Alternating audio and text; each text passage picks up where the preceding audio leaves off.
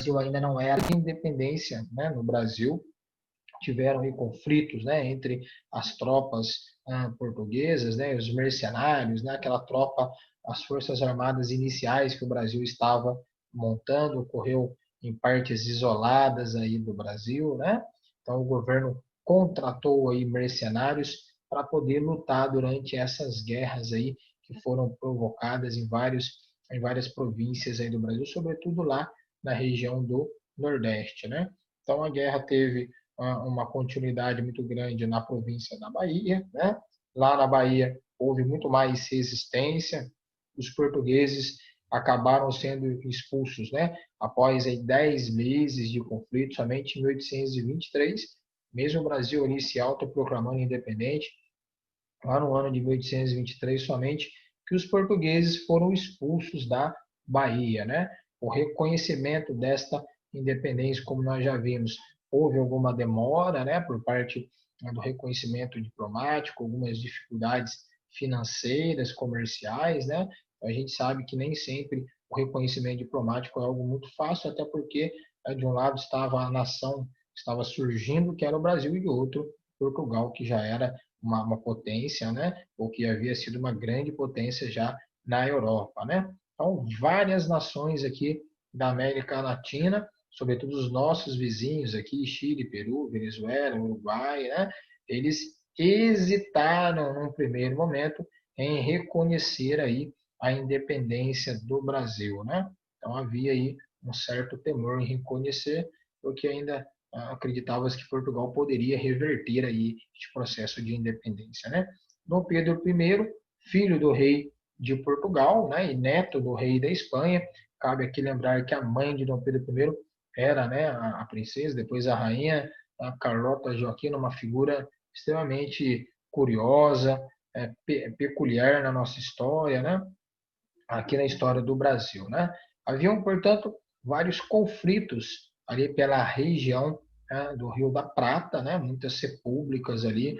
Então nós vamos ter ali a região da Argentina, por exemplo, né? Que tinha muitos conflitos e interesses naquela região, né? Nós sabemos que os nossos países vizinhos aqui da América, chamada América Espanhola, aqui da América do Sul, eles também passaram por processos de independência muito próximos ali do período em que o Brasil também no início do século XIX, né?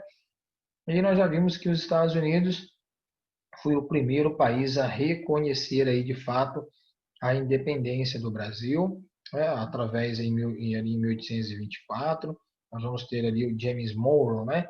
Que tinha essa ideia da América para os americanos, né? Então, com a intermediação da Inglaterra, né? Portugal reconheceu em 1825 a independência, mas claro, nós já vimos que com o intermédio da indenização de mais de 2 milhões de libras esterlinas, né?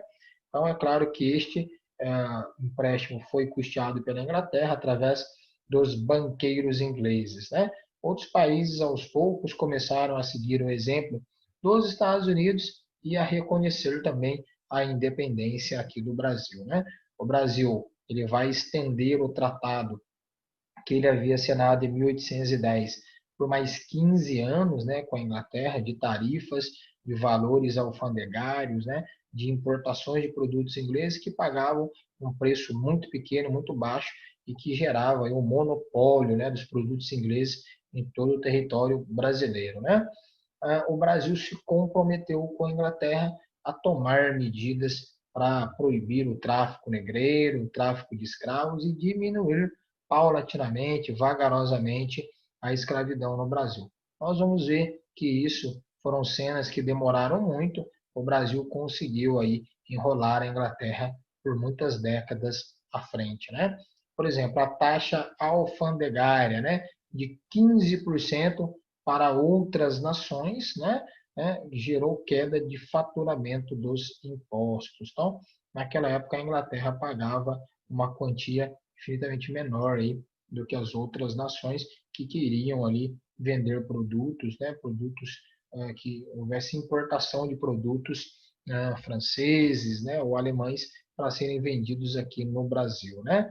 Mais exportação agrícola, né, na parte da exportação, o país iria bem, o Brasil sempre ficou conhecido no mundo por ser um grande produtor, né? Exportava desde a época tanto do pau-brasil, depois com a cana-de-açúcar, isso acabava com o cacau, também com o fumo, né? E depois também com o café, ficou muito conhecido como um país onde tinha uma grande força de exportação. Hoje, por exemplo, na história mais recente, o Brasil, no agronegócio, é um grande exportador, né, de laranja, um grande exportador de grãos, como soja, por exemplo. Né? Então, é uma vocação deste nosso país que ele, apesar de extremamente grande, né, um país continental, ele tem sim ainda uma vocação agrícola muito grande, muito interessante, que sustenta a economia até hoje. Né?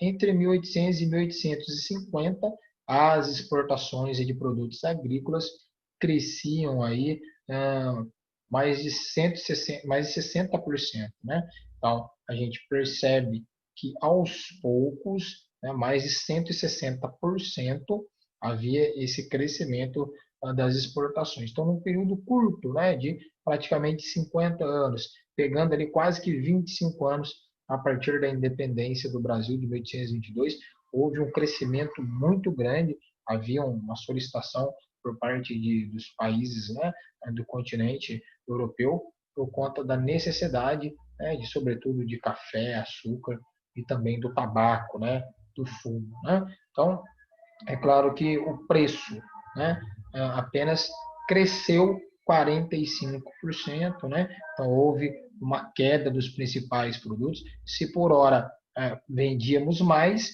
também vendíamos, acabávamos vendendo um pouco mais barato do que o necessário. Então isso também acaba desequilibrando esta balança comercial, né?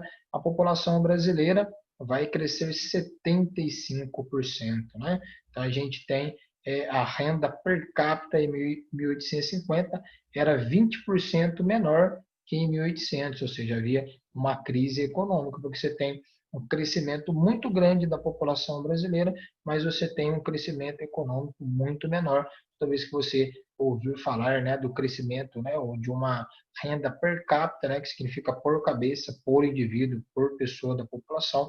Então, nesse sentido, o poder de compra, o poder de valorização da moeda brasileira estava menor. Se essa população crescia essa população, mas diminuía esse poder de compra, esse poder, essa capacidade financeira da população. Né?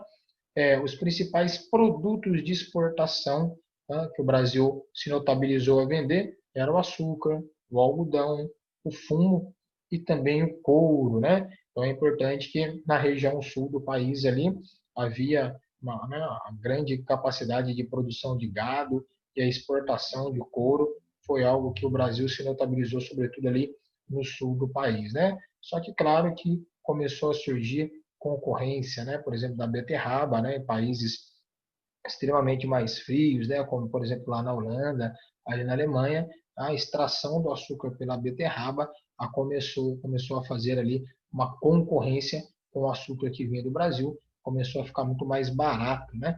Para o consumo desse açúcar ali naquela parte do continente europeu.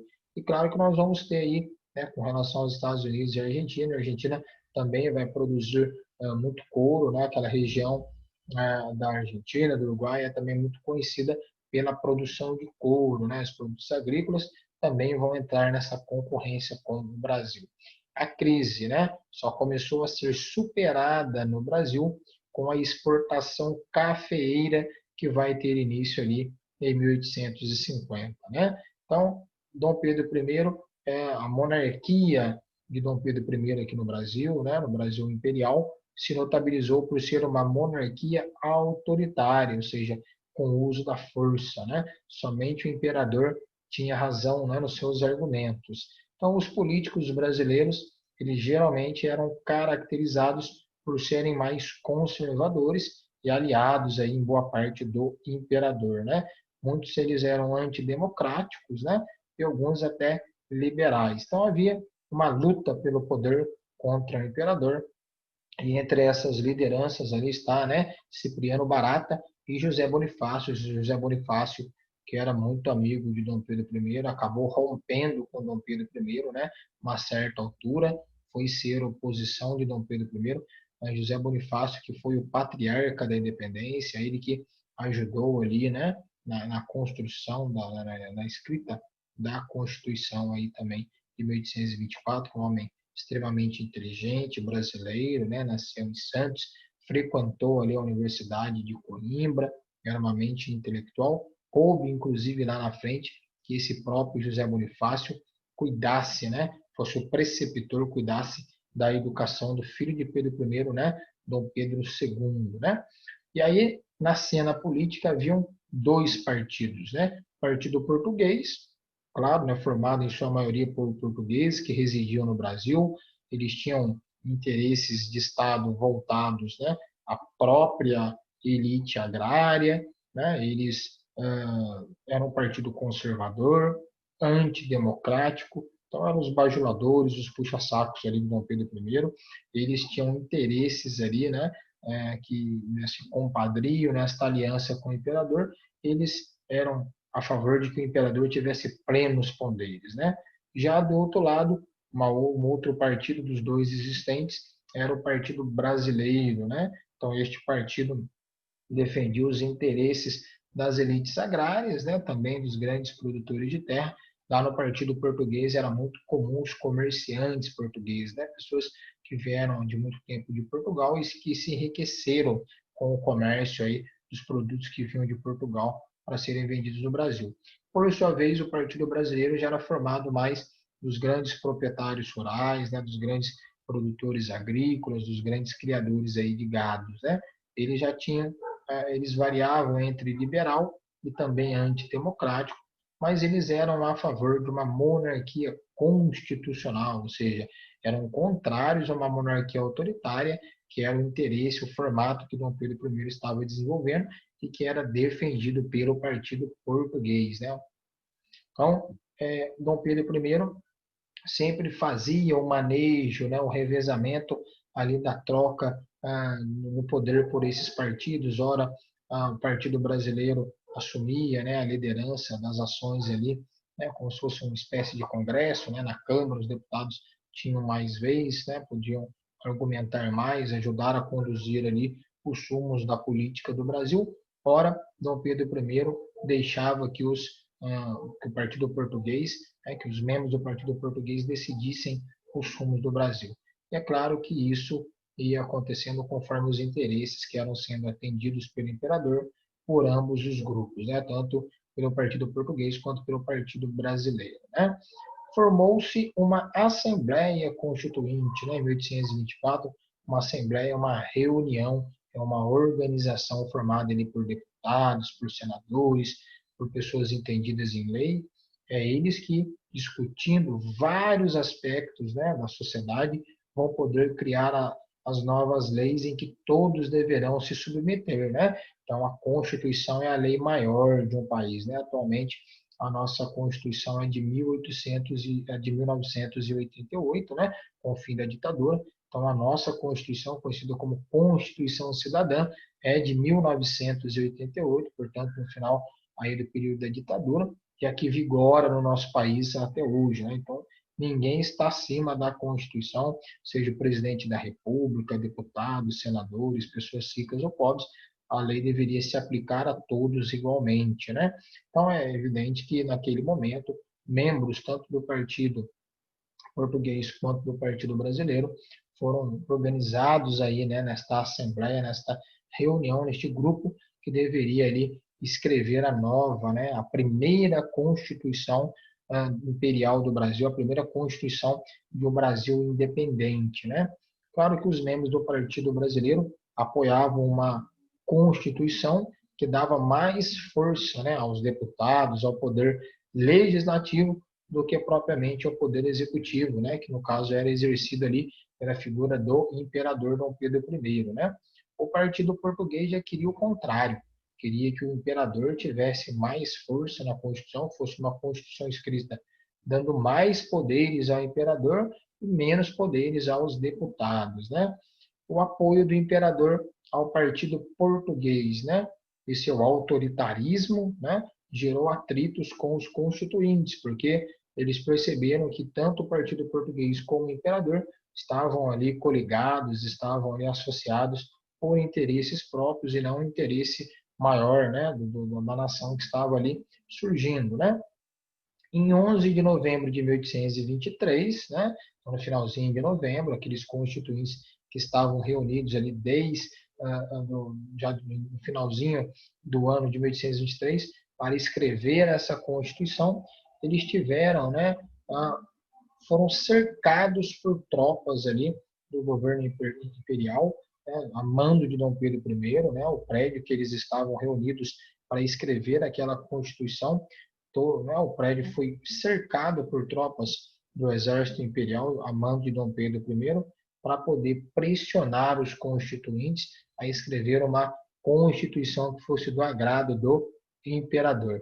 Os deputados passaram ali, né, aquela noite, né, a madrugada, no estado de emergência, preocupados com a própria vida, e esta noite ficou conhecida, né, na história como a noite da agonia, né, um momento difícil ali para os deputados, para os constituintes que escreviam ali a nossa futura Constituição de 1824, né? O fato é que no dia 12 de novembro, né, de 1823, o imperador decretou a dissolução, dissolveu, fechou, tornou nulo aquele grupo de deputados que estavam escrevendo a nossa futura Constituição de 1824. Então, acabando com a Assembleia Constituinte, acabava com aqueles que escreveriam a própria Constituição. A Constituição, ela foi criada, né, por membros que foram nomeados, escolhidos pelo imperador Dom Pedro I e que escreveram uma Constituição que era do seu interesse, e não uma Constituição que era do interesse, né, do povo, né, das demais pessoas, né?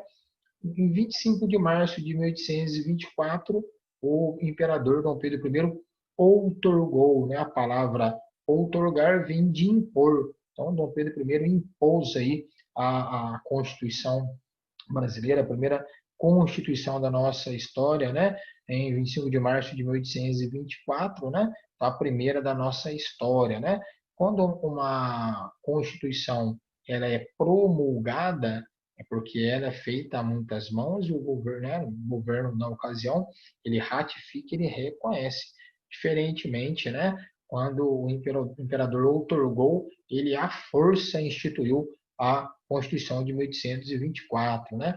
Então, nessa Constituição, ficou que é o sistema de governo no Brasil seria uma monarquia constitucional e hereditária, ou seja, né, a coroa portuguesa, né, que foi herdada, né, e o Brasil, né, herdada de Dom João VI para Dom Pedro I, ele como imperador, a monarquia no Brasil deveria que a coroa imperial, né, os imperadores do Brasil fosse passado o poder de pai para filho, né, o que acabou acontecendo depois, quando, né, da saída do trono de Dom Pedro I, e depois Dom Pedro II vai assumir aí o trono seu filho. Então, previa que esta monarquia ela deveria ser constitucional e hereditária, ou seja, o poder passasse sempre dentro da família imperial brasileira, a família conhecida como a família de Bragança, né, dos Braganças, né, de origem portuguesa.